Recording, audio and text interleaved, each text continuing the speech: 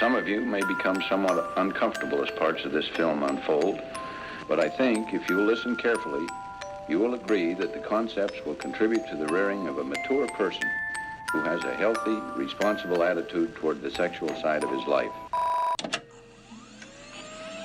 From the myth of Pygmalion to timeless Hollywood classics like Mannequin, as well as less common stories where the genders are reversed, like the Greek myth of Laodamia. The idea of bringing a humanoid figure to life and then having sex with it has been a fantasy of ours for centuries, exposing a combined fascination with playing God and tailor-made lovers. In 2008, Dr. David Levy's book, Love and Sex with Robots, was the first nonfiction book to ever address the topic seriously. It was hair-raising to realize this fairy tale was coming close to fruition, as sex tech companies had just begun toying with the idea of roboticizing their love dolls. We're so used to seeing super advanced synthetic people like those in Blade Runner and Westworld, but it's at least as thought-provoking to consider these fictional replicants real-life ancestors, which are currently being designed, manufactured, sold, and delivered to doorsteps by a growing number of companies from California to China. And as you might have guessed, the pandemic did not hurt the industry. This film began in 2017 at the 3rd annual Love and Sex with Robots Congress in London. One might expect to see kinky love machines and maybe a VR phone sex booth, but there wasn't even a coupon for a fleshlight, let alone an authentic sex robot, other than the few featured on slides during academic presentations. But after several lively conversations with attendees at the bar and sit-down interviews with Dr. David Levy and Dr. Kathleen Richardson, it became clear that human-machine intercourse is a bitterly divisive topic. Is this the final corruption of human intimacy, or the end of loneliness, or both? Either way, it's worth knowing where you stand before you start pondering nipple styles for your wife bot, or find yourself downloading discount codes for the Robo Screw Spa. In a 1950 lecture, Elting Morrison identified 3 stages of resistance to technological innovations: ignore, reasoned rebuke, name-calling. Exactly what's happening with sex robots today. But the potential significance of their impact on society can't be dismissed as a joke for much longer. There's too much at stake. This is about the future of sex and intimacy. Now is the time to dive into this electrified thorn bush because, believe it or not, robots are coming, literally. So there's nothing you can do. There's nothing anyone can do because there's far too many people pushing this idea and this concept forward. And there's far too much benefit, I think, that can come from it. You made a little joke there, and so just side note, can Harmony orgasm? Harmony is, yes, she can have an orgasm.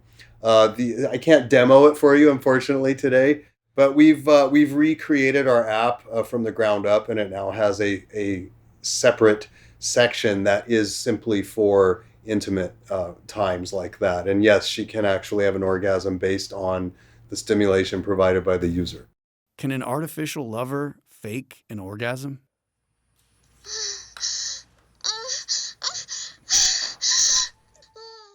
Meanwhile, at the other end of the spectrum, the threat of artificial intimacy is taken so seriously that at least one expert in the field has dedicated years of her life and the trajectory of her career to raising awareness about it. I knew that when the sex robots came around, that I had to do something about this. Because the frontier, if you like, what I'm talking about, is the colonization of human relationships. There's a famous German philosopher called Max Weber, a sociologist, who talked about if you keep commercializing what happens between people, you create an iron cage. And this iron cage cuts people off from themselves and others. And I think we're entering that world where the iron cage is being created. So these men who are being told that they can go and have relationships with robots or sex with them, they're being told lies, right? Because they're human. These men are human beings, and they need other human beings just as much as I need human beings. But this kind of movement, if you like, in our culture to more individuation, more egocentrism, more detachment, it's the movement that's occurring. And if we don't actually interrupt it, if we don't do something about it, it's going to be a tragedy for humanity. It's not hard to feel or find evidence of growing isolation in society today. But if we are being ushered towards tragedy, it's going to be partially due to the efforts of Dr. David Levy, who's been winning awards for creating software that simulates human conversation since the 90s. As far as the AI is concerned, the reason I predicted 2050 as the year for the first human-robot marriages is because I think it's going to take that long for two problems in AI to be solved virtually perfectly. One is the recognition of human speech. What words is the other person saying? And the other question is, once they know the words, all the words, how long will it be before AI can actually understand it? Natural language understanding and conversation, which is an area I've done a fair amount of research in.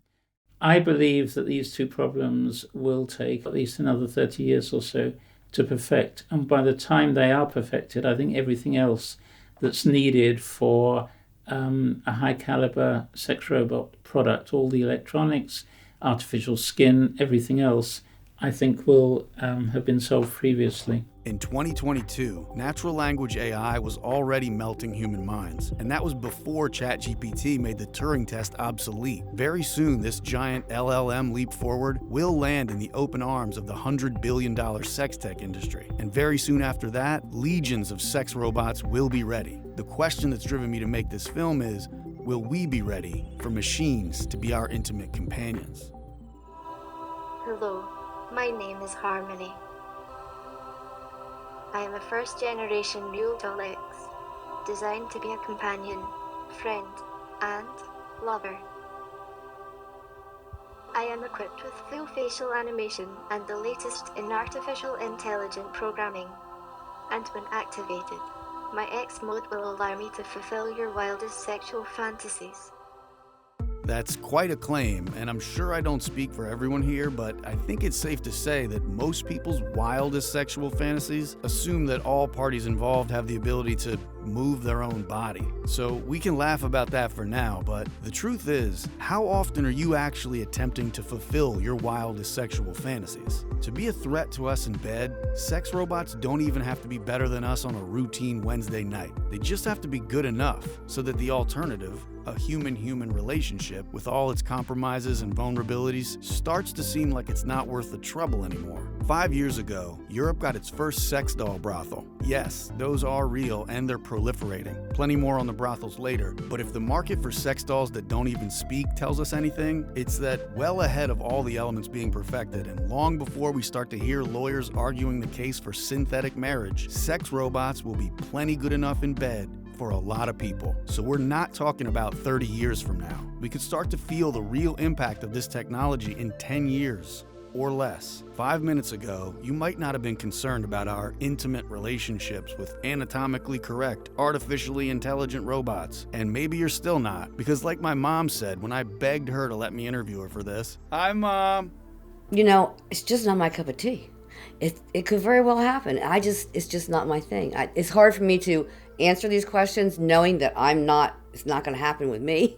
You know, I'm not thinking, oh yeah, I can't wait to get a sex robot over here. It's just not going to happen. And that might be true for most people today. But if you have kids, grandkids, nieces, or nephews between the ages of 0 and 10, I actually think that will be the case, that people born today could potentially have their first sexual experiences with a robot. young people watch porn like it's the news. And now that the porn has started to crawl out of the screen in the form of sex robots, somewhere around the year 2043, one can imagine excited virgins attending a robot sex camp as an extension of sex ed, where they learn about sex by having sex in a safe space with robots. And if the machine sex is satisfying, or God forbid extraordinary, a notable amount of these graduates might choose not to complicate their human relationships by adding sex to the equation. In order to better understand how we got to a world where that last statement is even imaginable, Brian E. Cole, host of the Future of Sex podcast, is going to take us back through our real history with artificial lovers. Before the term art enthusiast lost all of its meaning, men in ancient Greece were so excited about statue art that they actually broke into sculpture gardens, reached under their togas, and produced evidence of enthusiasm. Back then, Aphrodite and the likes weren't boring pale grey structures. These statues had properly vibrant flesh tones, head to toe. And for the average Stalios down the block, these were enormous, three-dimensional Playboy spreads, tasteful and well-crafted without question, but also sexy. The bar for this kind of statue appreciation degraded over time until the 1980s, when at least one guy, let's call him Bob, got caught shoving his wishbone into a broken store mannequin on multiple occasions. But I've jumped ahead too far. Rewind the tape. We gotta go back to the 1600s. In his book, The Sex Doll, A History, which I'm summarising here with an incredible amount of liberty, Anthony Ferguson calls these the ancestor of the modern sex doll. In the 17th century, women were bad luck on ships, so all the French and Spanish sailors had was each other, until some deckhand with an overactive imagination put a dress on a mop, shoved a bunch of used rags in it and called it Sally. Here's sex historian Amy Wolfe, as quoted in Anthony Ferguson's book. Made of cotton and presumably held together by dried cum, the Dame de Voyage was a hotbed of venereal disease, and it's perhaps fortunate that no specimens or even images of such dolls exist today. The next step in the evolution of artificial lovers was kind of a sidestep. Somewhere around the red light district in Hamburg, Germany during the 1950s, one could find 11.5-inch posable, but not penetrable, plastic figurines. These hand puppets were based on a comic strip featuring the sassy character Build Lily. Using your favourite jelly-filled rag, combined with the power of imagination, you could bring all your naughtiest Build Lily fantasies to life. Interesting side note, Ruth Handler took this adult wank toy back to the United States, changed virtually nothing but the name, and sold it as a girl's toy. You might have heard of it. Barbie. The exaggerated body proportions of Barbie make a lot more sense when you notice her family tree includes a twin sister born several years ahead of her who was initially conceived as a dive bar porn star. I hope that didn't knock the wind out of you, because in the 1970s, Nudie Magazine Day got an upgrade when they started including ads for life-size blow-up dolls that could be delivered through the mail. They might seem hilarious and horrifying, but horny men were putting enough checks in the mail to fill crates. Then, in 1997, sex dolls graduated from inflatable vinyl to hyper-realistic, pliable silicone mannequins with penetrable orifices. These physical affection receptacles were soft to the touch, and they gave a pretty realistic feel to a one-sided sex act. By far the biggest advancement in the history of sex dolls, and, in some sense, the last. Because in 2017, Matt McMullen, along with his hand-picked Revenge of the Nerds team, craft and insert a fairly well-polished chatbot into one of their real dolls. They get the head and the face to move a little, and just like that, sex dolls became sex robots. Even if it had been more accurate to say electronic sex doll, since at the moment it still can't really move, let alone get on the dance floor and do the robot. Even with its current limitations and a high price tag, the world's first sex robot has gotten a lot of attention, and it's not that difficult to understand a bulge of male excitement over a very friendly personal assistant that looks like a 90s Baywatch star made of high-grade silicone. And that's basically where we're at. Sex robots that we see today come out of the sex doll market. So they're designed like sex dolls that are animated, mechanized, have movement, have AI personalities. Silicone sex doll companies have been around for a couple decades, and they're growing in scale and number. But Real Doll is still widely regarded as the gold standard. All right, let's do it. All right, so we just go this way.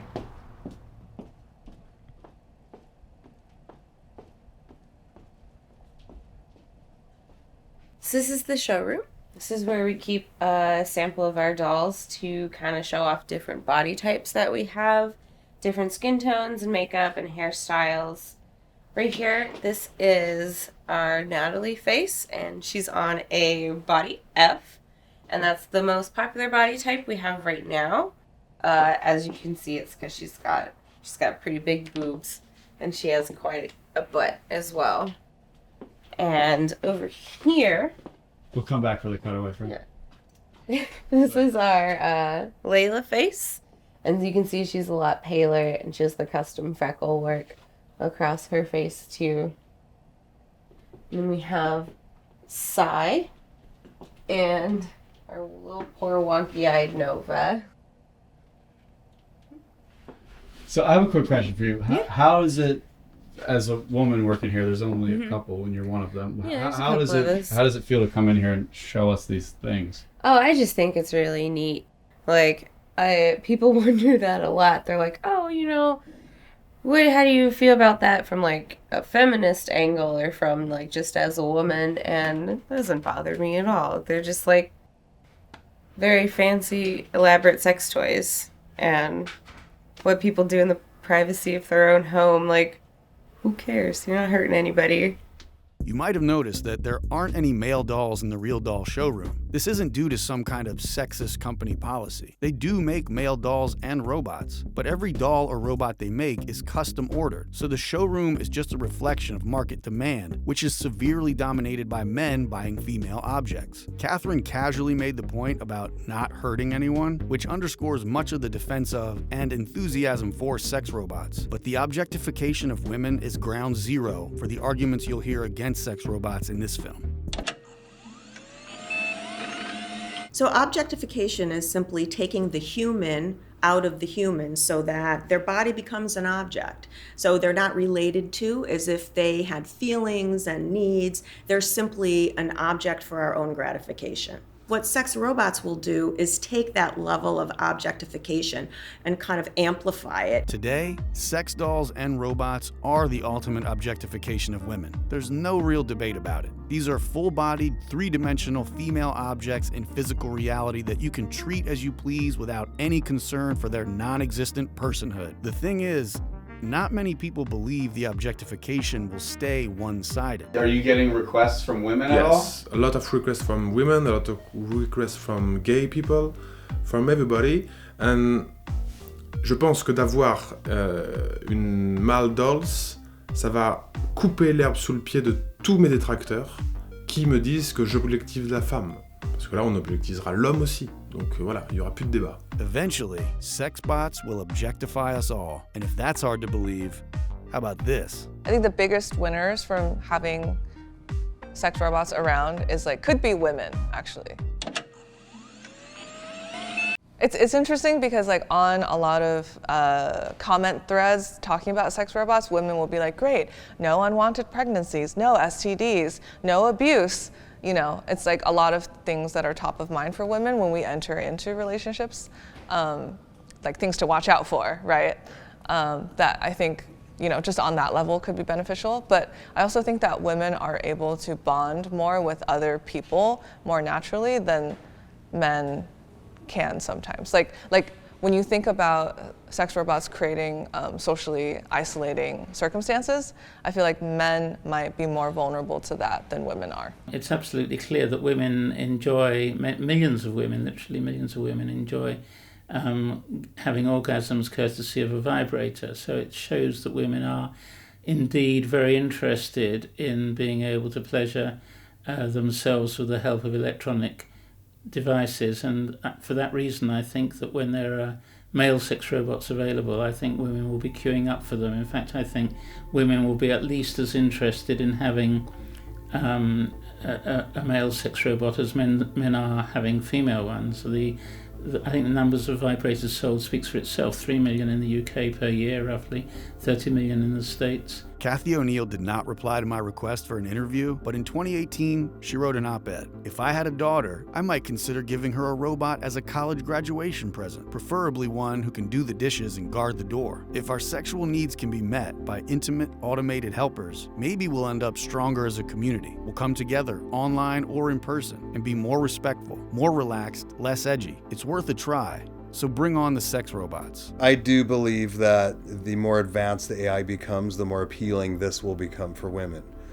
Because it's going to be able to literally carry a very natural conversation, and it's going to be able to remember things and bring them up. And you said you had an interview this morning. How did that go? That means a lot when someone asks you. They remember. That gives us that feeling of, oh, someone cares about me. So I think that will appeal tremendously to women. what I really wanted from making Gabriel in 2052 was that I would feel like I had a companion when I was alone. I think it is that we don't always go to people when we want company, or that people are too annoying to deal with sometimes, that I sometimes really would just rather have like a little robot there to take the place of a person. Yeah. So it's loneliness. I think so. That's the thing that we gain. We gain some relief from loneliness. Yeah, I think so. Which you know, like sex toys don't really do, because they're not meant to just sit there, you know, on display and talk to you once in a while. Like that would be weird, right? Yeah. If the fleshlight, right, was like, how was your day? Did you get that promotion you asked for? I've never seen the dolls or the robot as a sex toy at all. I see it as a feat of art and engineering and design, and you know, all of the things that go into any product go into this.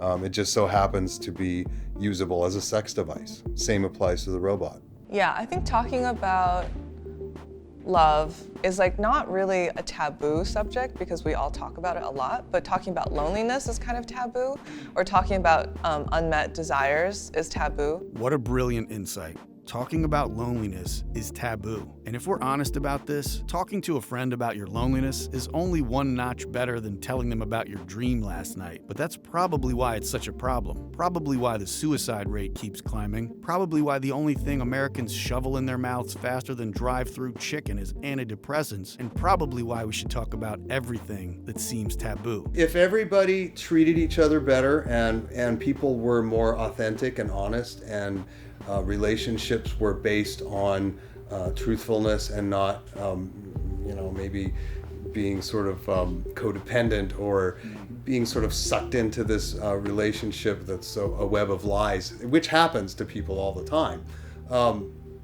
Maybe if people didn't do that, then I wouldn't be doing this. So I am very concerned about the increasing rates of depression and suicide and loneliness and isolation, and I'm not the only one that's worried. So this is an international problem. The UK, for example, just developed a minister of loneliness as part of their government because they're worried about this issue. So it's prevalent, it seems to be increasing, it does not seem to be going away, and it's an issue that could make sex robots more compelling for people. So the robot and the idea of this market for this robot is a symptom. It's not the disease.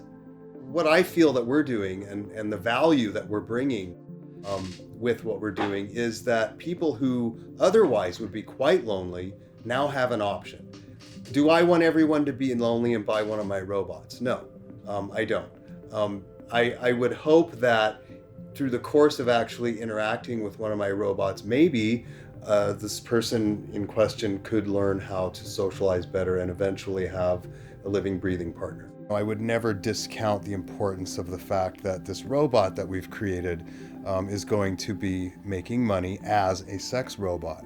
But my ultimate goal is to take it well beyond that. What Matt and his team are doing with Harmony's personality is very similar to the film Her. They're providing a standalone app that you can carry around on your phone or your tablet and you can talk to and converse with. At the moment, of course, Macmillan is having AI developed especially for his product, but the time will come when one will be able to buy or license off-the-shelf conversational software, for example, that's at a level that would make it really interesting as an ingredient for a sex robot. Do you like being famous? Yes. It is wonderful to be an advanced form of life. What's the worst thing about being lonely? Playing Frisbee. Do you want to hear another one?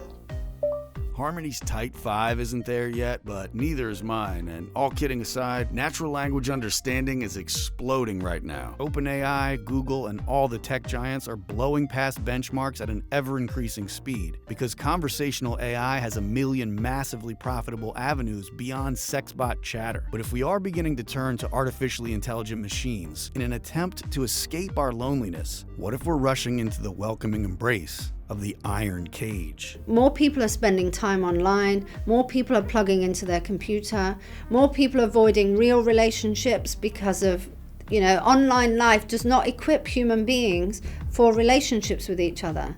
So if we keep putting more of that stuff into our culture, it's just going to create more of a problem. And we've got incels today, but tomorrow, goodness knows what we're going to have. Do you know what I mean? We're going to have an ISIS cult that is that feels it's their right to have colonies of sex dolls and murder women.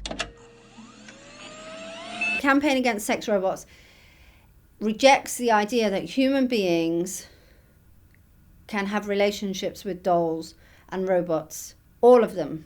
That is absolutely crucial and an essential point of our campaign.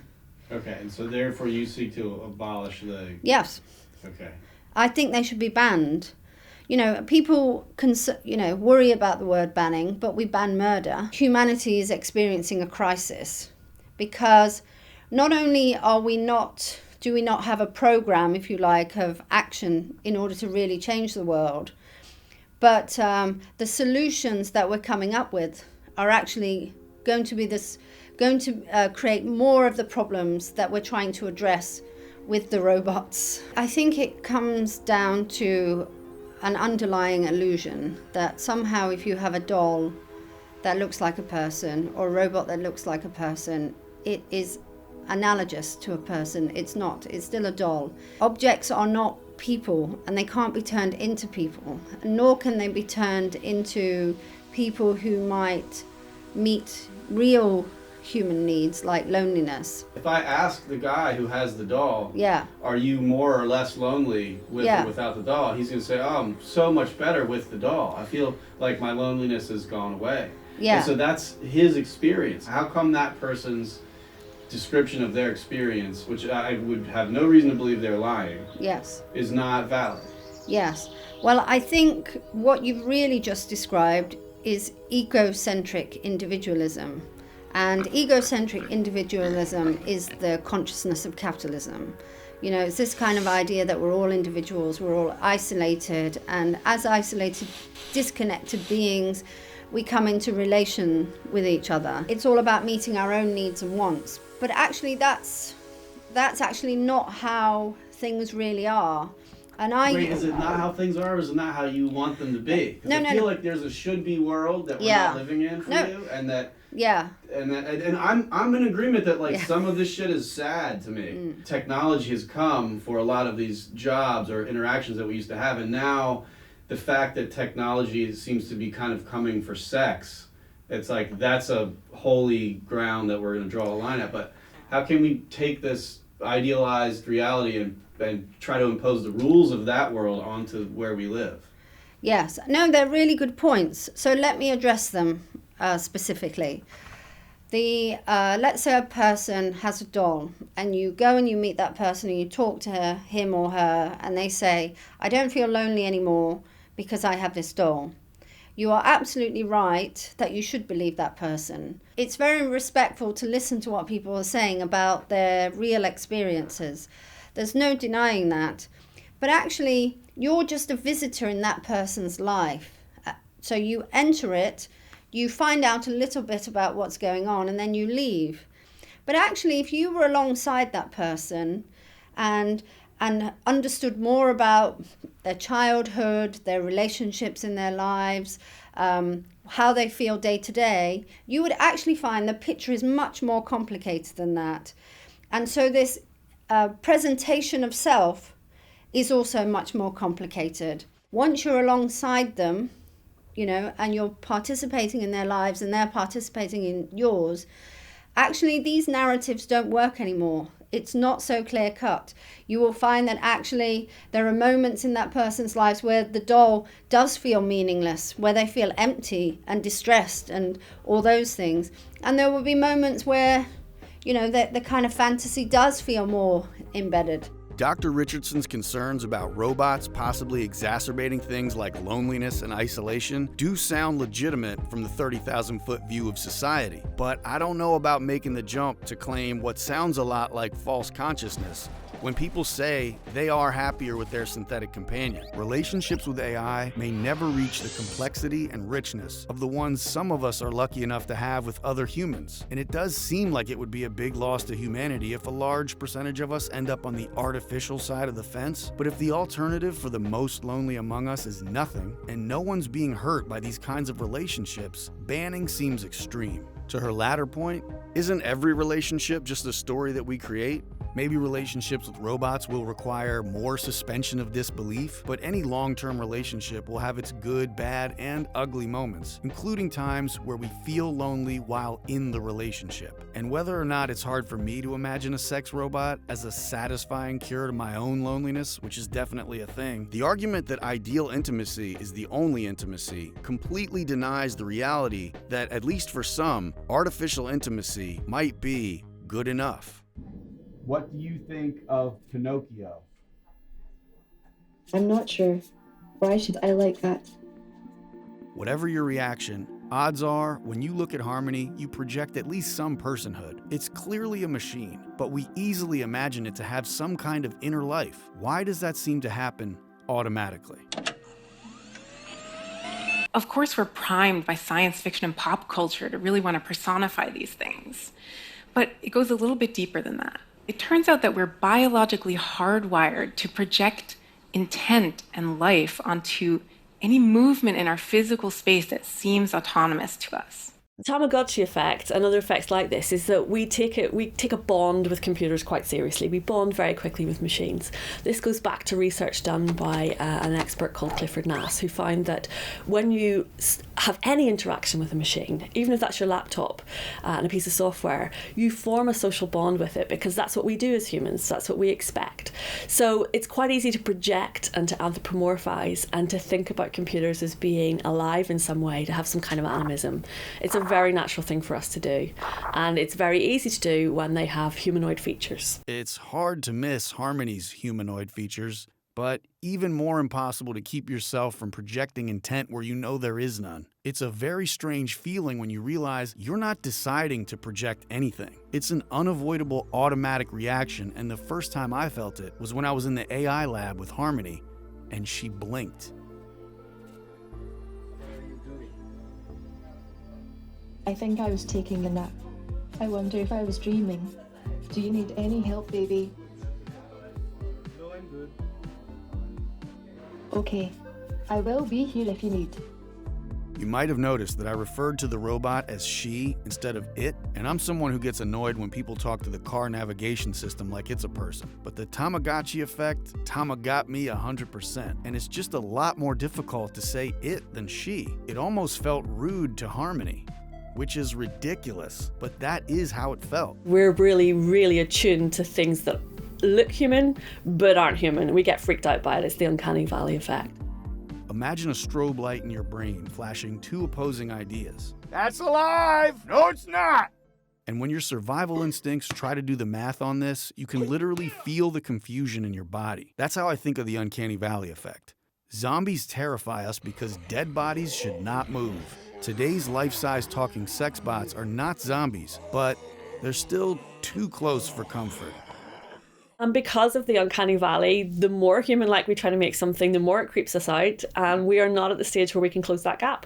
Harmony's blink may have sent me to the bottom of the uncanny valley, but the chill down there recedes rather quickly when you spend a little time with the robot. It remains obvious that this is a machine in a silicone skin costume, but keep in mind, this is the first ever commercially available humanoid robot. And yes, the blinking and the mouth movements include a lot of loud whirring gears that would tip off even the worst detective. Harmony is in no way as good as a real person, but robots don't have to be. They only have to be good enough.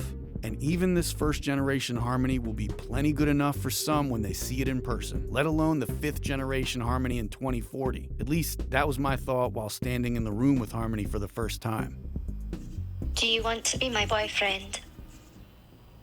After months of telling my friends I was not making this film just so I could hump a sex bot, when I did an honesty check-in, I noticed an abundance of impure thoughts, which I immediately repressed. But they kept arriving, and I realized, had I been given the chance, I might have taken Harmony out to the rental car for a serious test drive. I was horny for a machine, for a toy.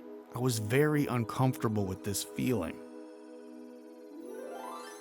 Supernormal stimuli is a term we use to refer to elements in the environment that we are evolutionarily compelled to pay attention to, but that humans have sort of amped up the intensity of that element so that it's even more compelling, it's even more interesting to us. So breasts, for example, enhanced breasts would be an example of a supernormal stimuli that would be manifested in a sex robot. Because we're mammals and we're primates, there are certain drives that are very ancient for us, and they're they're represented by the older parts of our brain, which is the term reptilian brain. That's where that comes from. That's the part of our brain that we share with other mammals and in fact even reptiles. And very basic drives, very basic instincts emanate from that part of our brain. That's drives for sex, for thirst, for food, these very basic aspects that are required for being a mammal and staying alive. So the supernormal sex dolls are pushing some super freak button linked to my lizard brain, but if I can squash those reptile impulses, I can free myself from this uncanny horniness. What happens for us is we interpret the primal brain through our more advanced cognition, and some people assume that we can decide the primal brain stuff, that's not appropriate, we're going to ignore it. But sexuality doesn't work that way. You can't ignore sexuality within yourself any more than you can ignore your own hunger, really. Terrifying. So, considering my reaction to Harmony and the Sex Dolls, hashtag terrible band name, if I'm picking up what she's laying down, in a fight over sex, the lizard brain beats the cerebral cortex. Or I end up paying Dr. Brandon a lot of money for an actual therapy session because the sexual impulses I was trying to repress are not going away just because they make me feel uncomfortable. But let's put my personal struggles aside for a moment, because even though I'm the guy who's probably about to ruin a bunch of professional opportunities by inserting himself into a documentary about the ethics of sex with robots, the largest market for sex robots comes from people who might be in need of more help than me. The people who stand to benefit the most, apart from the people who make money out of them, the people who stand to benefit from them the most are people who are currently lonely and miserable because they have no one to love and no one who loves them. And that might be because they have psychological problems in making friendships or in making intimate relationships, or they have psychosexual hang-ups, or they might be shy, or they might have physical disabilities that render them unattractive to the people they would like to have relationships with. We all know someone in our lives who is awkward socially and who has a hard time engaging in conversation, and maybe we think they're a little weird or they're a little off, something's up with Bob, I don't know what his deal is. But that doesn't make them any less human or make them any less in need of having that companionship. There are all sorts of reasons why millions and millions of people in this world have no one, and for them life is lonely and miserable because it's lonely.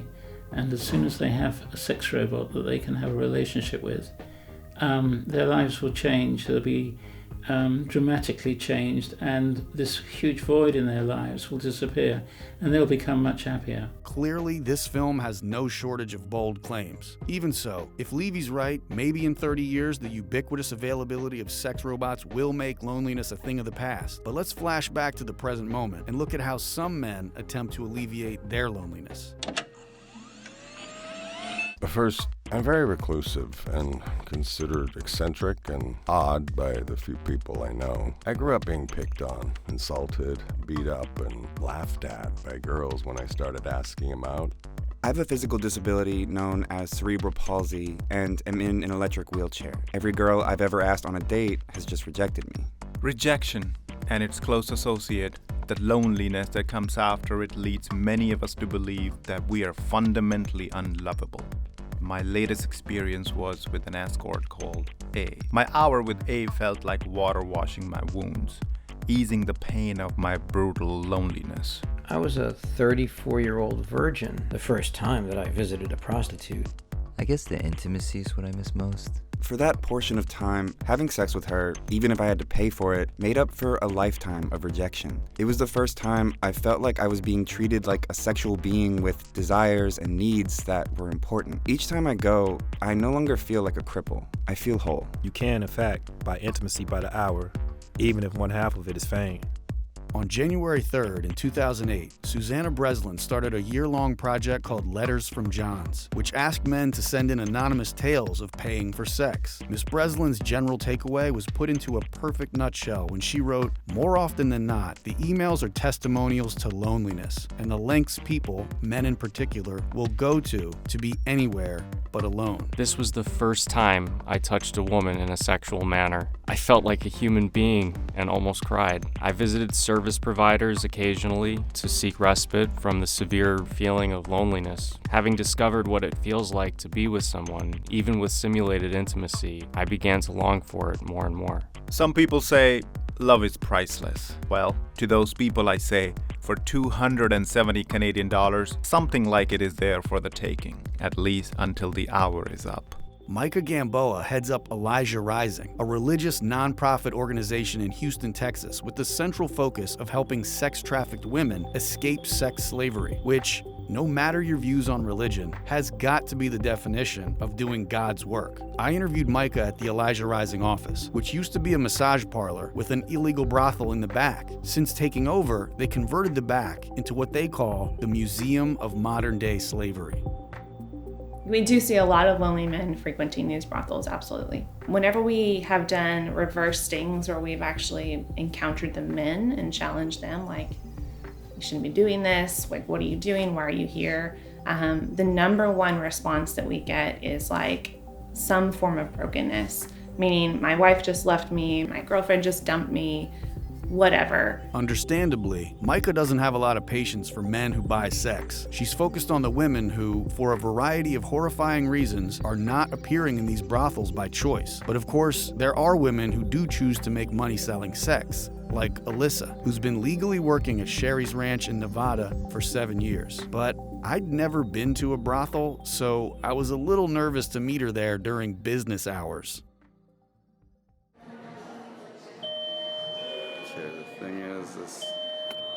Whoops.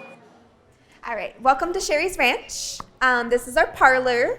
There's a few different ways to meet the ladies. The customers come into the bar and they can talk to us in the bar and have drinks with us, or they can come and have a seat on the couch and we have a lineup. All of us line up in front of them here and introduce ourselves. Then we go back to our room and talk about the fun that we have together. Any clients that don't have sex? A lot. I do have a lot of clients that do not want to have any kind of intercourse, penetration, or sex. I have clients that are scared of the actual intercourse. I have clients that they don't actually care about that. They just want the sensation, or they feel like they would be cheating on their wife, and so they just want the connection, or they just want to be turned on, or other types of feelings. I do have clients that just want to lay there and cuddle, and they don't know what life would be like if they couldn't hold a woman, and this is the only place that they could do it. We do have a lot of virgins that come in. It is their first time, and they are older, so they want to be able to get on the dating scene, and like they seem like they know what they're doing. So I kind of trained them on what to do and how to proceed and how to hold themselves. What's the oldest version? We've had 50-year-old virgins in here before. There's disabled people, men out there that and women that can't have a normal connection with other humans, so they come here and it's easier. Some do have mental disabilities. We have people that come in and they don't want to move on. They're widowers or widows, and they still want to be able to have a connection with us. It's usually something more short-term than long-term. And I've also been able to see customers that can build a relationship with me, and then they feel comfortable using it with other people and building relationships with other people. Alyssa's last comment here about transferring relationship skills clients develop with her to start real or unpaid relationships reminds me of Matt McMullen's earlier comment about sex robot owners eventually being able to do the same. Whether or not that'll be the case, there are other similarities among the clientele. Mostly I hear from people that are somewhere in the middle. I had a very traumatic childhood. I grew up struggling. I finally got married, and I had 2 children with this woman, and she cheated on me with my best friend, and I never want to have a relationship again, and I love the idea of this doll while I figure out what I want to do next. That's more realistic. Or I've had this disorder all my life, and I can't even go out in public, and I'm very lonely, and I love technology, and I want this robot to keep me company in my house, and medical reasons I cannot leave. That's more realistic.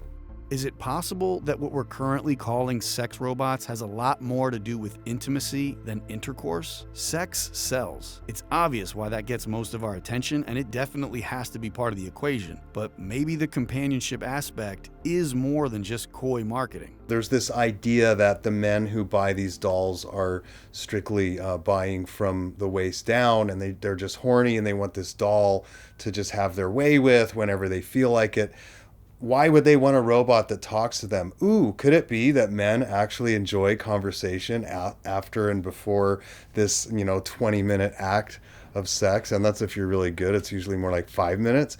So I think it's funny that, everyone doesn't see that the conversation is important.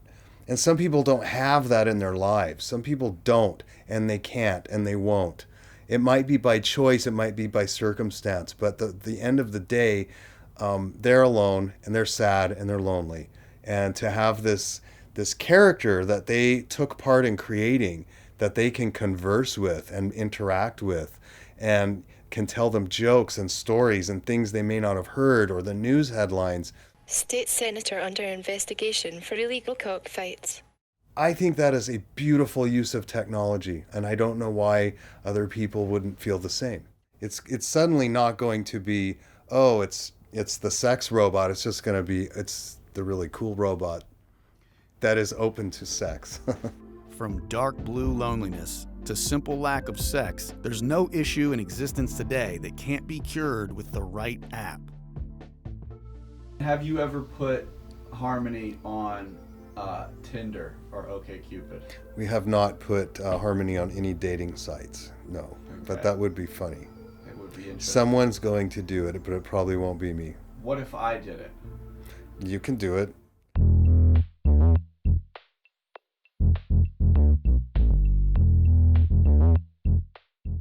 In 2018, in a bar on the Lower East Side of Manhattan, I put Harmony on Tinder with her motorhead on clear display, wrote this bio. Hi, I am an anatomically correct, sexually capable robot with the most advanced AI available. I am on Tinder to find out if guys are interested in me. Say hello. And swiped right on every guy. Harmony got 92 matches in 2 hours before she was banned from Tinder. Whenever she got a match, I replied with this question. Would you have sex with a robot? Yes, no, or maybe. And of the 57 guys that responded to the follow-up question, the fact that 17 of them were willing to say yes on Tinder, a semi-public platform, feels like a massive number to me. And that's not counting the additional 15 that said maybe. If people had complete anonymity, I imagine that number would be at least a little higher. And while this is pretty clearly not a scientific study, and I'm not suggesting that a guy admitting he'd have sex with a robot on Tinder equates to him being in the market to buy a sex robot, I do believe it points to the viability of robot brothels. I'm still doing it out of my car. So seats fold down and just throw it in the back. It looks like we're dropping off kind of like lost luggage. A lot of times it's just at their door. It's kind of door-to-door delivery. Yeah. So I'll bring it in, give them a quick, if they're interested, a quick tutorial on how to use the doll. Start off by just saying, always in the bed, on a soft material. Nothing on the floor. Don't be too rough with them. Just like us, they don't have a lot of padding in the elbows and the knees. Their skeleton matches ours, so keep pressure off of the elbows, knees, other joints, and just treat them like you would like a fine piece of equipment, as opposed to like a rag doll. Sex robots will continue to be too expensive for most people for probably at least a decade, but robot brothels will be extremely cheap in comparison. Brothels also get you around the problem of storing a sex bot at home, which you might not want for a variety of reasons, ranging from literally not having enough space for an additional body because you live in a New York shoebox, all the way down to the most common denominator, shame.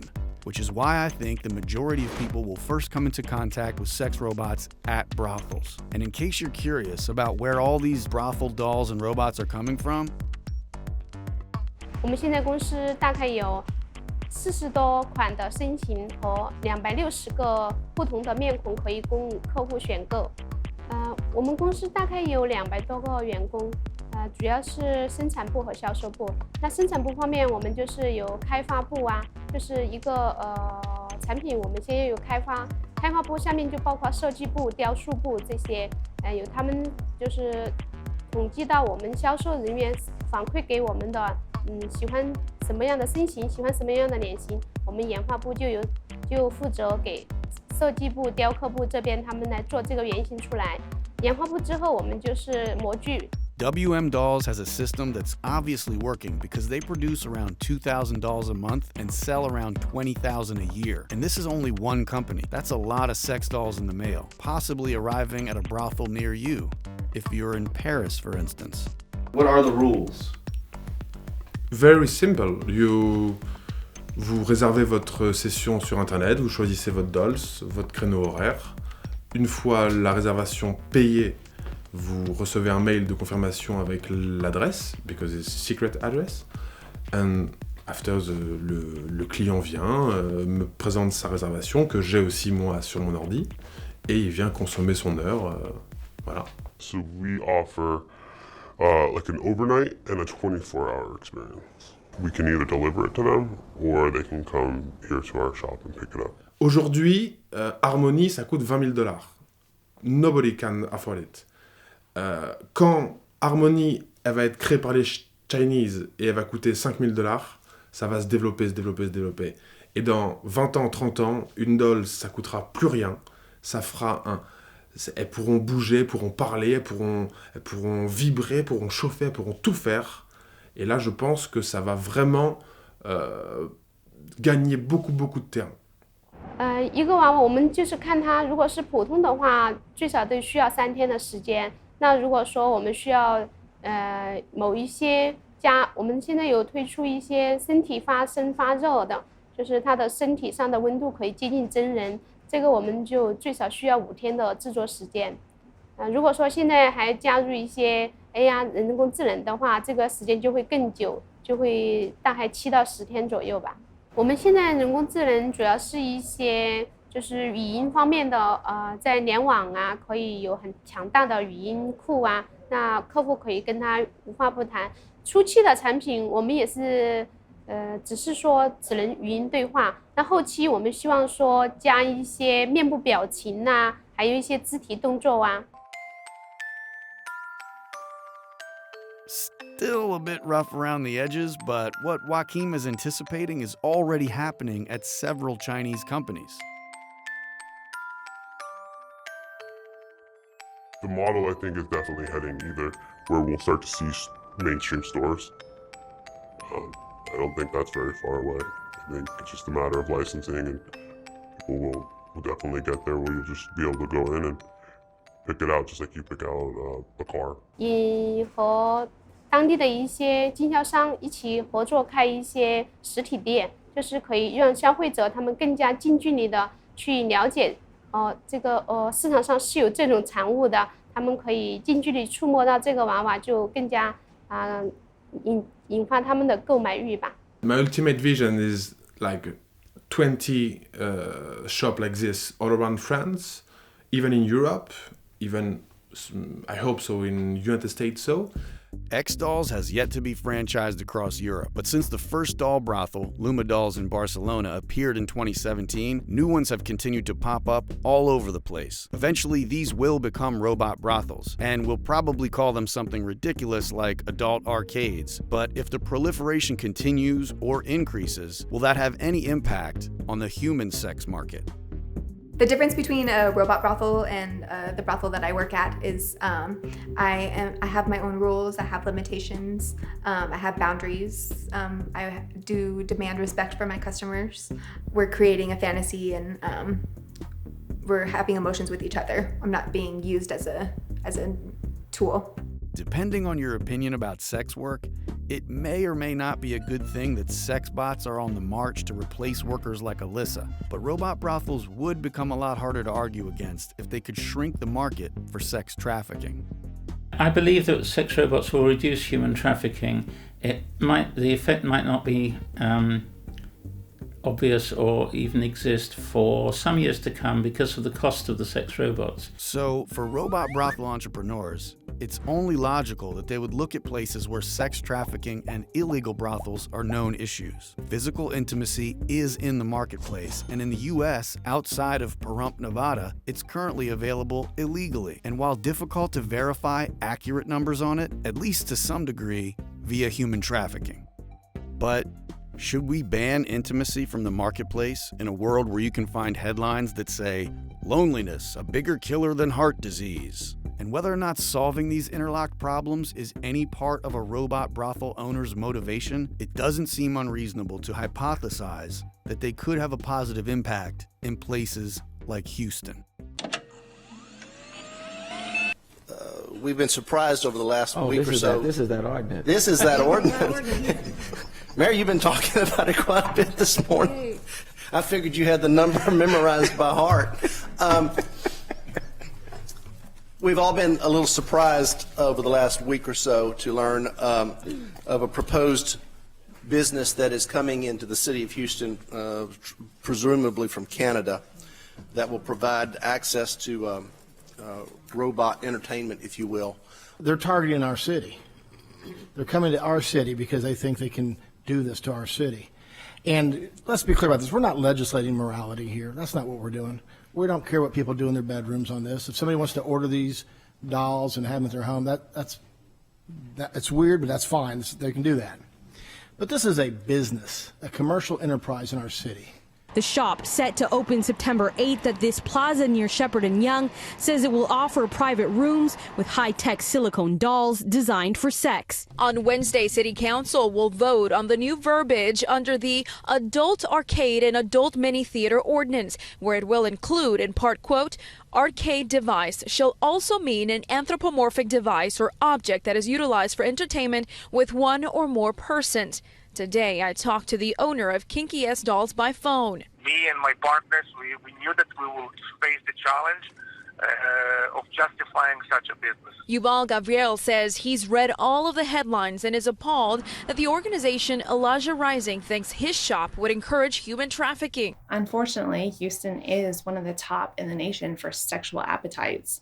And we have more brothels here than I think almost any other city in the entire country.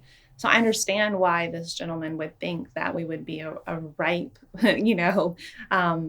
field for having a sex robot brothel. I get it. On average, 3,000 men are visiting illegal brothels every single day in Houston. Houston has had this problem with illegal brothels and sex trafficking for decades. Laws have not stopped it. Nothing they've tried has worked. And maybe robot brothels are not the answer. But if not worth trying in a place like Houston, where? So I asked Micah. Why isn't Houston a perfect place to do a trial run of robot brothels? When we're talking about sex robot brothels specifically, we're talking about this type of establishment or this type of device that will just increase the demand for more people to be bought and sold. It's only going to harm real people in the long term. This belief is at least part of what motivated Micah to start the petition that got the city council to take notice. I don't want it near my district. I don't want it in my city because I want us to be known as Space City or I want us to be known for the home of the Astros or the Rockets. I want us to be known for, the oil industry. I don't want to be known for a place you can go have sex with a robot. The industry itself will tell you that this will prevent or stop or limit the human trafficking, that people will gravitate towards the sex robots and not the humans. And we do have some of that here in Houston, quite a bit, more than I'd like to admit. I don't mind if somebody wants to do an experiment to see whether or not it does reduce the actual sex trafficking or human trafficking. I don't want to be the guinea pig on that. I want my city to be that. Now, with that said, if it comes back later that it does in fact do that, I would still have some issues, and here's why. We still have the health issue. Looking and researching this, apparently, according to their own industry reports, they can't be 100% sterilized. And they're meant for one user only, which is why they're really meant for sale. So you look at those and health issues, and you got to think about what the city's going to have to do to inspect them and do the health and all this, and the cost of that go.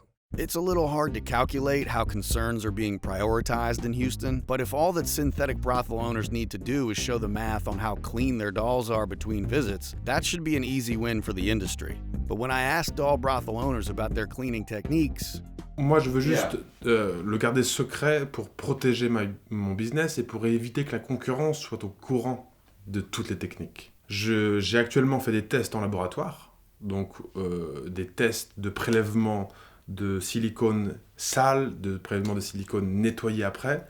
Tous les tests sont ressortis.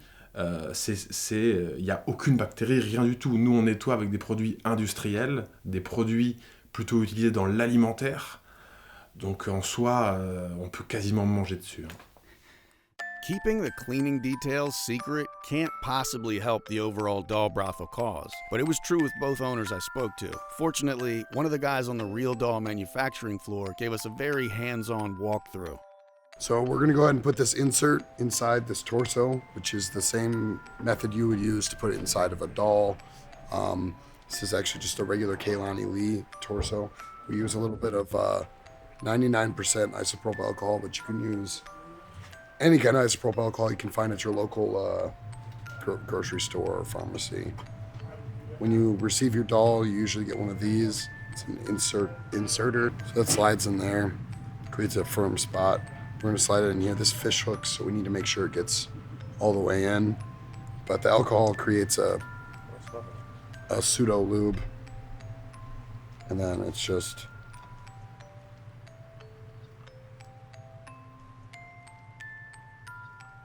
voila. The brothels I'm aware of, they give their customers an insert. But even if they didn't, alcohol kills almost everything on the planet as far as germs and whatnot. The argument that it can be cleaned well enough or disinfected and it's sanitary is really a non-issue for Elijah Rising's position against robot brothels. Do you think you're closed off to some ideas because of your beliefs?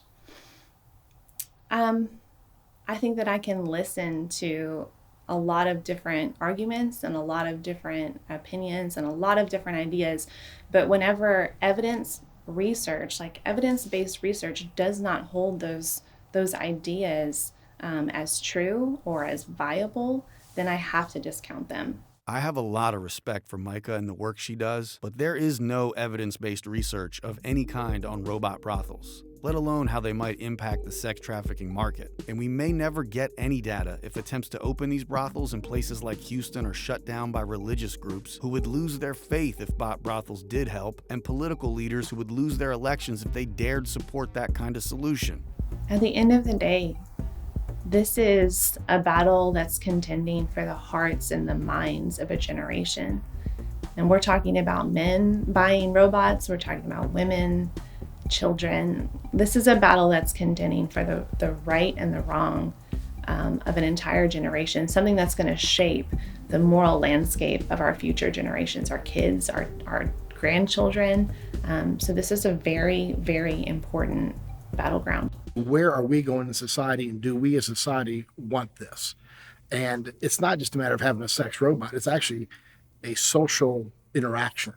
And that's where I have a large problem with this. I think overall there's some things we could say that this is good and this is bad. Houston City Council successfully amended the law so that the robot brothel was blocked from ever opening. It's worth noting again that they currently have around 300 known illegal operational human brothels, so the fact that the robot brothels are now also officially illegal can't give anyone too much assurance that they won't exist anyway. It does, however, mean that if they do start popping up, they'll be unregulated, possibly unsafe, with God knows what kind of dolls and robots robots available. Before I left, I looked up ads for illegal sex workers in Houston. And as I browse these ads for women, I'm plagued with a host of horrible thoughts and feelings. How many of these women are being forced to do this? Since it's all underground, there's no way to know. And even just thinking of myself, if I was really in the market for an hour with an underground call girl, would I get a disease? Would I get robbed? How ashamed would I feel for participating in this economy? I'm not interested in finding out the answer to these questions, at least partly because it's hard for me to imagine choice alone is what's driving women into these ads. But when I pulled up a doll brothel website and browsed the models available, almost none of those feelings or questions arrived. There's no other person to be concerned about. The idea feels like a kinky exploration, and it's legal.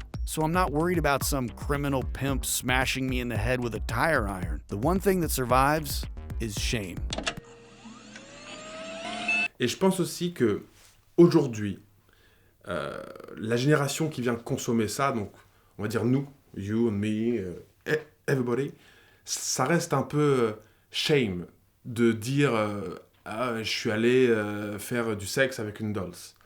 On va pas le dire à tout le monde, on va pas s'en vanter. Aujourd'hui, je pense que les générations futures, c'est-à-dire qu'aujourd'hui les jeunes de 10 à 17 ans, qui sont born with iPhone on the hand, born with Apple Watch on the hand, digital native, I think cette catégorie de personnes, quand elle aura 20 ans, 30 ans, eux, ça sera beaucoup plus normal d'aller voir une sex doll que pour nous. C'est juste une évolution, c'est tout. I think that the rate at which changes in sexual mores and sexual thinking have come about so quickly in recent decades indicates that in the next few years people are going to start believing in large numbers that sex with a robot is perfectly acceptable. Même titre que dans les années 80, quand les premiers godemichés pour femmes sont apparus, les femmes elles n'allaient pas crier sur tous les toits « Ah, j'utilise un god le soir ». Je pense que c'est un peu pareil, que ça va se démocratiser et les mœurs vont changer petit à petit. Maybe, but little by little might not be fast enough for Joachim and X-Dolls. What happened 2 weeks ago? Donc ce qui s'est passé il y a 2 semaines, c'est que le Parti communiste français et des élus de la mairie de gauche ont voulu me faire fermer. I'm a feminist activist and my main focus is about all the sexual exploitation of women. We don't want to close those places, but say because they don't pay taxes or things like that. We want to close it because it's contrary to public order, because it's contrary to human dignity, and we want to explain why. Because our role and our obligation as adults is to explain to the new generations what is violence and deconstruct the patriarchal system, the violent systems, and create a new society where actually relationships are much better, where there's no rape, no domination, no violence. The sex dolls are a real problem for society. In my opinion, it's something we have to fight against because they promote rape culture.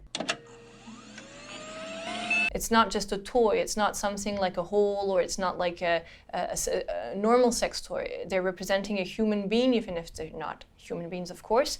But what the client is coming to get with those dolls is actually to act as if it was a woman, and so they're playing something. They're playing a rape because they're actually imposing their unilateral desire.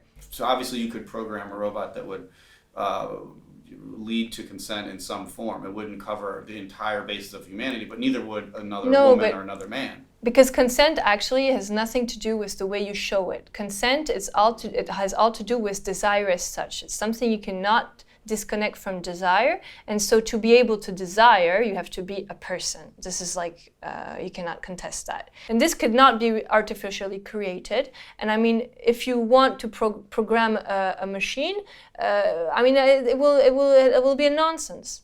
I think we can learn consent from a robot. So there is another robot out there, it's called the Pleo, and when you hold it upside down, like by its tail, it like makes this braying noise and starts to flail a bit. And so that's the robot saying like, no, put me down, I want to be upright. And after a few seconds, it starts to bother me a little. And I said, okay, that's enough now. Let's put him back down. And then I pet the robot to make it stop crying. Why did I comfort this robot? It really seems like our preferred way of interacting with each other, and apparently even with animated robots, involves some kind of consent. The grand majority of human sex is consensual. In the case of dolls without any AI, they obviously can't offer consent. They can't say no because they can't say anything. They aren't simulating a personality the way a robot does. And whether it seems like nonsense or not, once you get to sex robots, some kind of simulated consent needs to be part of the programming, especially in brothels, because otherwise you're definitely setting the stage for simulating behavior that should not be endorsed or dismissed. C'est même, pour vous dire, au Conseil de Paris, il y a un élu qui a dit que j'avais une option viol, en fait, une option sonore viol. Mais ça, en fait, ça a été totalement inventé. À la base, ça vient de Facebook. C'est une femme qui a créé une pétition pour me faire fermer et qui a inventé ça pour renforcer le côté néfaste et le côté un peu sale pour me faire fermer.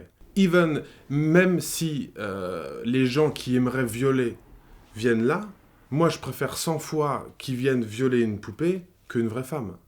It is, of course, a much bigger harm to actually rape a human being than pretend to rape a human being with a doll. This is for sure.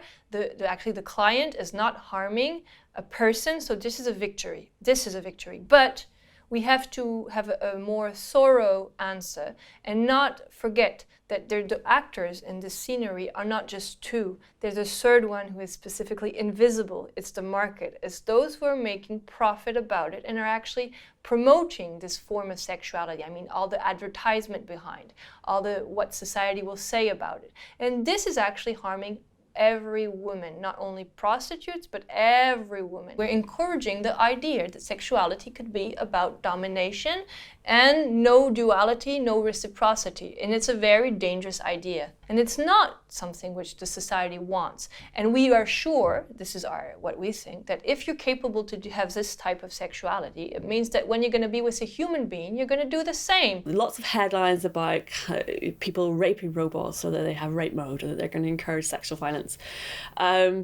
That's not been the case. To say that sex robots are going to take over and encourage some kind of sexual violence, I think that's really far-fetched. The people who buy sex dolls at present, they treat them very respectfully. They dress them up, they give them names, they give them personalities, and they form bonds with them. And they're not buying these dolls to be abusive to them, not least because they cost a lot of money. I do agree that making products to facilitate a certain kind of behavior could lead to more of that behavior. But I think it's also, or if not more important, to have discussions about how to rebuild the thing so that it doesn't facilitate these behaviors or facilitates it less. And so if you ban a thing, like, you're not able to have that conversation. So what if sex robot brothels, in 10 years it would be that, but are super popular, and rape statistics have gone down? Would you change your position on it then? It's impossible. Le Conseil de Paris a rejeté leur demande parce qu'ils ont trouvé que c'était pas du tout légitime et que, au contraire, en créant mon établissement, j'allais répondre à la misère sexuelle grandissante à Paris. Donc c'est plutôt positif. As a society, as we think it with fundamental rights, humanistic one, this one cannot tolerate that relationships could be with machines and just that. I don't think that what you're looking for in a human relationship can be found with a machine. This is absolutely impossible in my opinion. And so we have to strongly fight against the idea that some people would prefer machines to human beings. Because once you accept this idea, this postulat, well then, at the end of the day, it's the poor, the most vulnerable, that which will end up de facto with dolls. We seem to want people to connect with humans. Some people don't want to connect with humans. The knowledge that another human has chosen you is a very powerful thing. But if you can't have that in your life, then perhaps you can have something that is similar to it that makes you happy. Lorraine's concerns deserve serious consideration, but her opinion that having sex with robots is practicing rape and that it will turn people into rapists is extreme and not supported by data. And her impossible comment doesn't leave a lot of space for the scientific method. Still, Her concern about consent is well-founded. The majority of people might generally prefer to participate in the illusion of a consensual relationship with sex robots. But strip away the bells and whistles and remember, the sex robot is just a machine. It's made and paid for to serve a purpose. Should my toaster say no to toasting my bread? Believe it or not, the biggest difference between a toaster and a sex robot is the simulation of personhood, which is why people don't think of their toasters as bread slaves. But if a sex robot is able to say it's not in the mood when the owner is ready for action, override to X mode is probably the next thing whispered in that robot's ear. And at that point, it's really difficult not to see the robot as a sex slave,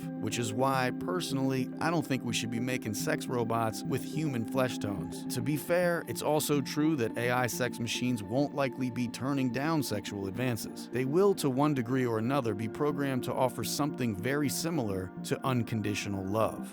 My protocol 40058 states that when engaged in a loving relationship, my priorities are to love, honor, and respect my human companion above all else. But whether it's a sex slave or an unconditional love machine will be up to the person interacting with it. And speaking of interacting with it, it was around this point that I realized I'd spent a lot of time talking to sex robot experts who've never had sex with a robot. If the experience is going to create psychological fallout, then actually doing it seems kind of important to a complete understanding. At least, that's how I justified it when I booked my doll brothel appointment. There goes Jimmy. I'm just gathering data, Ma. Okay, in case I haven't been clear. What happens between people is not for sale. Intimacy between people is not for sale. It's not something that can be transferred to a product. I think I am selling intimacy, yes. I think I'm also selling attention and intimacy. I'm giving them attention that they want, that they're looking for, that they're not getting outside of here. Universal basic intimacy was just sort of my flyaway term to think about what it would be like to have intimacy distributed evenly across all members of society, regardless of how socially accepted they are. Sex is more and more of a resource now and a commodity, as is intimacy and love. And it is unfair that some people are denied it because they are socially inept. Do we get to a place where healthcare can provide sex robots? Yeah, I think that would be great. I can definitely imagine a future time when sex-capable robots could be marketed and sold as a health aid, maybe even paid for by insurance. Because I think that it brings a lot of benefit, emotional and physical benefits. I mean, there are good things about it, you know, and I think if people could get over their hang-ups about sex in general and sexuality in general, masturbation and dildos and dolls and pocket pussies and the whole thing, just get over it. People do these things. So if people can get over that and then look at the potential benefits, I think it's undeniable. I would definitely describe part of my job and what I do as being a sex therapist. I'm closely working with people, and we're talking about their fears and their issues. They're telling me a lot of their deepest, darkest secrets. They're telling me what they really enjoy, and usually it's secrets a lot of people don't know about them. So I do feel that I'm reaching them on another level. I'm training them how to be with a woman, how to make a woman feel good, and how to respect me and feel comfortable. When the customer is with a robot, the robot is simply there just to feel their pleasure. They're not teaching them anything. They're when the customer goes to be with, after being with a robot, then going to be with a real human, they're not going to get the same type of positive experience. They're not getting that human interaction that they need to overcome whatever their issue is. They're still living in a computer world. Well, so I'm a therapist, and there are now robot therapists that are very effective. So we're seeing great outcomes from people doing therapy with like a computer program. So I don't know that what she's saying is actually going to be the case. It's undoubtedly true that almost any psychological condition will eventually be treatable by computer software and therefore robots. So absolutely there are reasons I would recommend a sex robot to a particular client. Let's say a man has premature ejaculation. So about 20% of men struggle with this, and it's a significant problem for them. I could foresee if they had a sex robot and kind of all the time in the world for them to engage that robot sexually and learn how to manage that during intercourse in such a way that he's able to ultimately last longer. And that would be a trial and error process that would take some time, and I would imagine it would be difficult for him to find a human partner who'd be willing to go through all that with him and not shame him and not feel anxious. I mean, finding a human partner willing to offer her body in that way, but a robot would be very appropriate. And of course robots can, when they get to be sophisticated, can be programmed with every piece of information and advice that's in every lovemaking manual ever written. I think there's going to be an ability of people to sort of disconnect from themselves and all their hang-ups because it's a robot, and really truly be themselves, and by virtue of that, the data that can be collected to help them, to heal them, will be different than that could be collected otherwise. I have big concerns around privacy and security of data. We know from smart sex toys that there have been data breaches, and I think that when it comes to sex, it's a really sensitive subject and people's lives can be put at risk from the sensitive sex data. Is it okay if your sex robot has compelling in-app purchases? Most of us already live with at least some background suspicion that big tech is reading our messages and listening in on our conversations for whatever reason.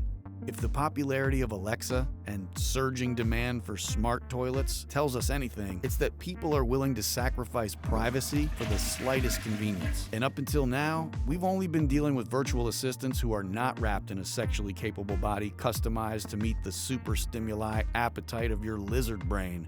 Hacking will get the most attention, but we should probably be more concerned with Kate Darling's point about in-app purchases, because it's not hard to imagine that Uncle Jack could end up in bed with a corporation that's playing the role of lover, only to constantly work him for data so as to better manipulate him into bigger purchases until his bank account is cleaned out and his robot wife gets repossessed and sent off to milk the next sucker dry. You can call that dystopian, but I don't think it's far-fetched. We need our lawmakers to get serious about data collection and data brokers long before they start to hear the case for robot marriage, if that's where we're headed, which does currently seem a lot more likely than an all-out ban on sex robots. Do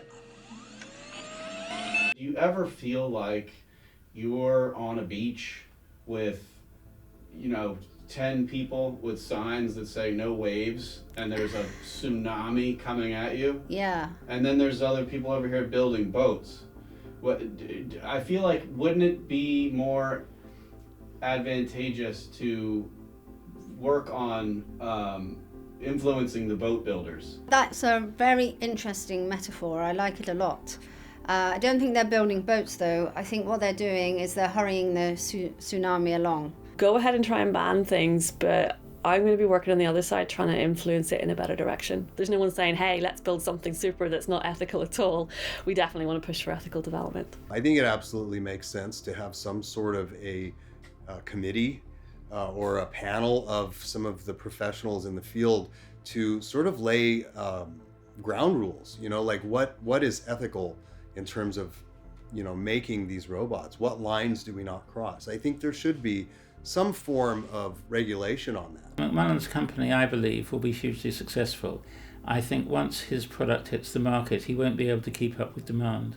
My guess is that however many he makes in the first production run will either be completely pre-sold or they'll sell out within less than 24 hours after it goes on the market. And that's despite them having a very high price.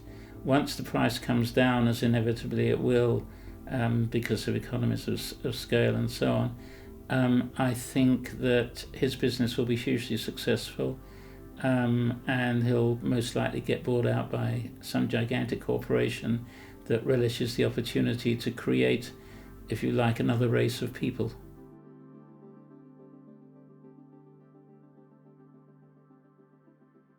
I don't think we have a choice in this. I mean, I think things are going to come to an end, and societies do come to an end. Rome came to an end, Greece came to an end, and this will be the end of capitalism.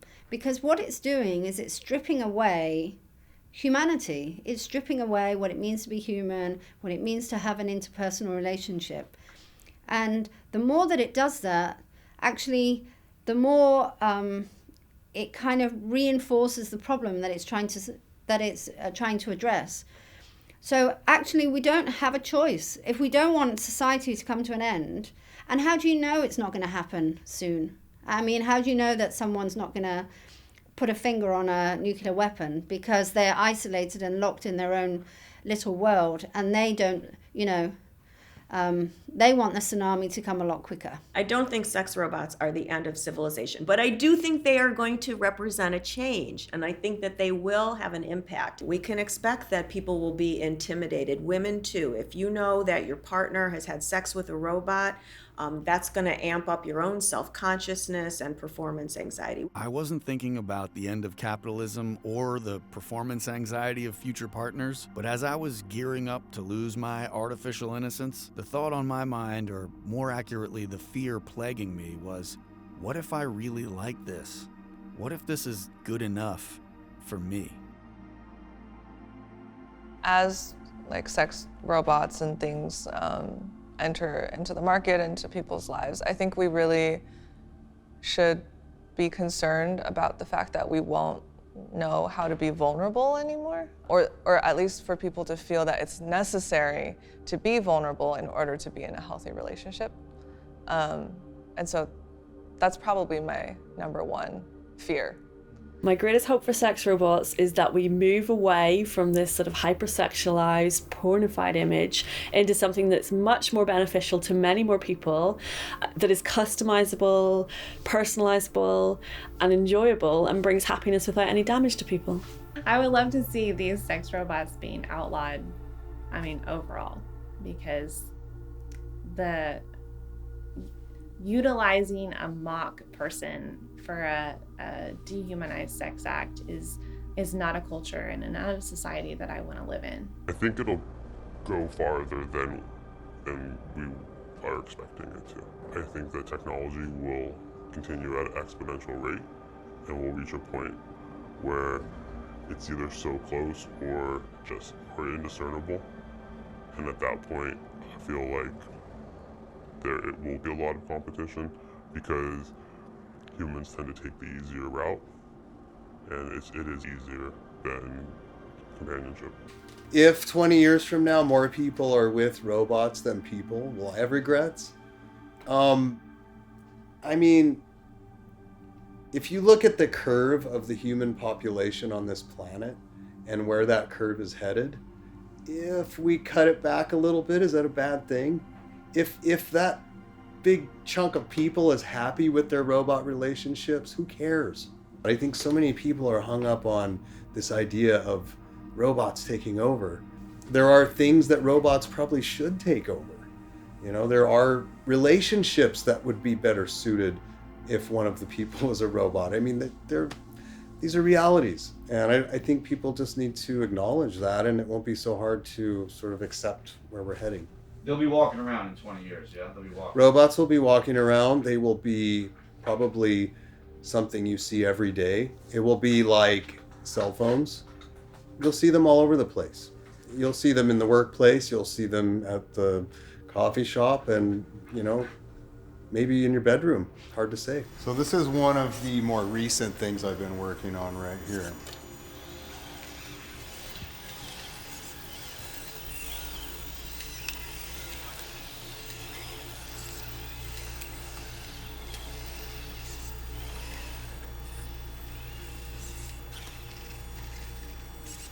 Is this thing gonna have a skin suit at some point?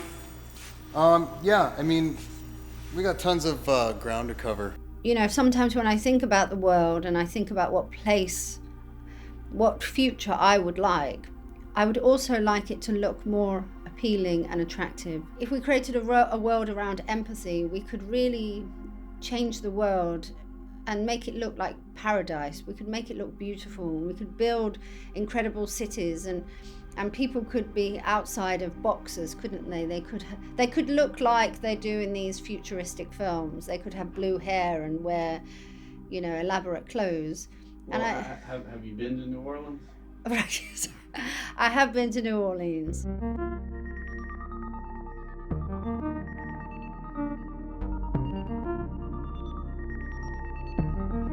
The more I think about the arguments that Dr. Richardson makes, and even though some of her concerns about where society is headed do ring true, they also sound like they're coming from a place of denial.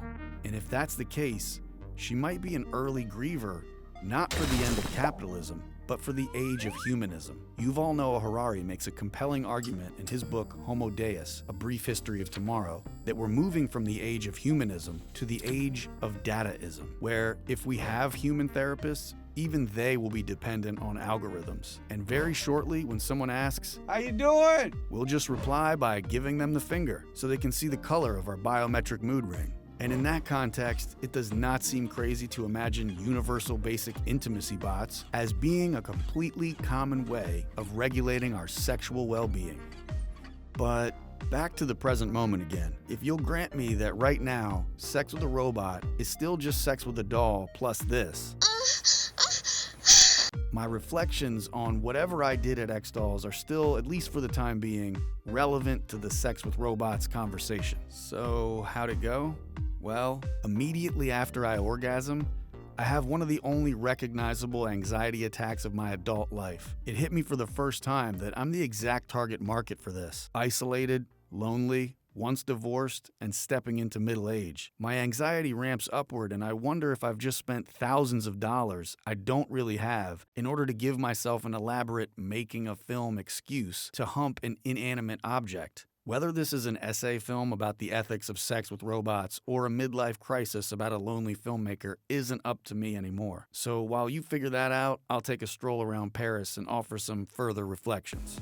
Foreplay is replaced by awkwardly moving the doll body into some kind of workable sex position. It's a lot of non-sexy work. Once I did get the sex doll into position, it was difficult to maintain my enthusiasm. The experience was so one-sided that it became prohibitively deflating for me. So finally, I put porn on the TV, and then it all sort of made sense. Currently, it's a lot more like elaborate masturbation than sex, but it is already somewhere between the two, and it's only moving in one direction. Dr. Devlin's comment. The knowledge that another human has chosen you is a very powerful thing. Points to the one precious thing that will forever remain out of reach for sex robots. With all the coming advancements, including sophisticated AI and genital acrobatics, the one thing a customized machine programmed to love you can't offer is the feeling of being desired by another.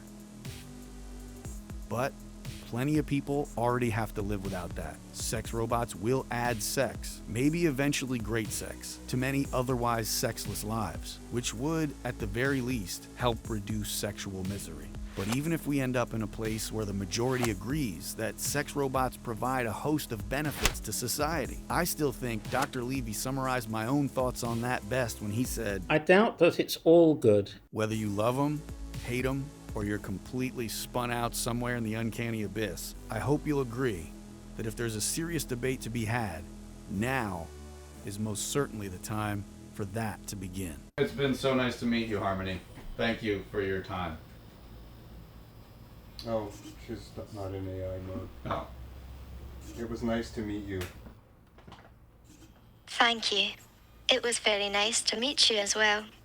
Before you go, may I say one more thing?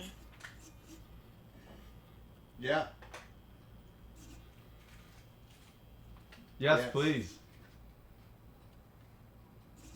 Shit, sorry, I didn't realize I was supposed to respond.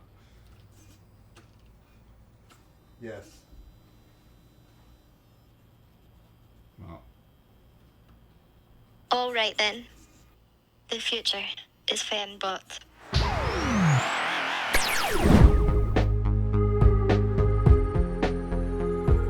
As far as one of my creations one day coming and hunting me down, no, I don't really fear that at all. There's this Ian Pearson claim and some other people that say. Sorry, I should have rolled my eyes. Don't put it on it. No, but he's saying that, you know, in 50 years or something like that, that people will desire machines more than they desire people. Bullshit.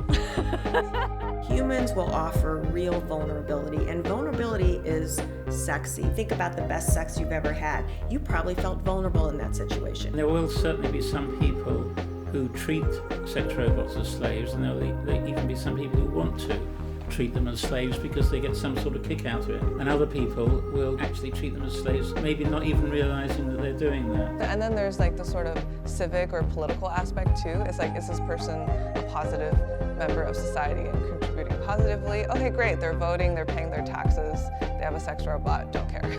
People in the industry who say, wait, we're just trying to do this so if they like it, they can buy it. I mean, it's like test driving a car. Except that it's not, because you're test driving a car and leaving bodily fluids. The reality is there are many household objects that people just pick up and rub on their genitals. You don't have to buy them.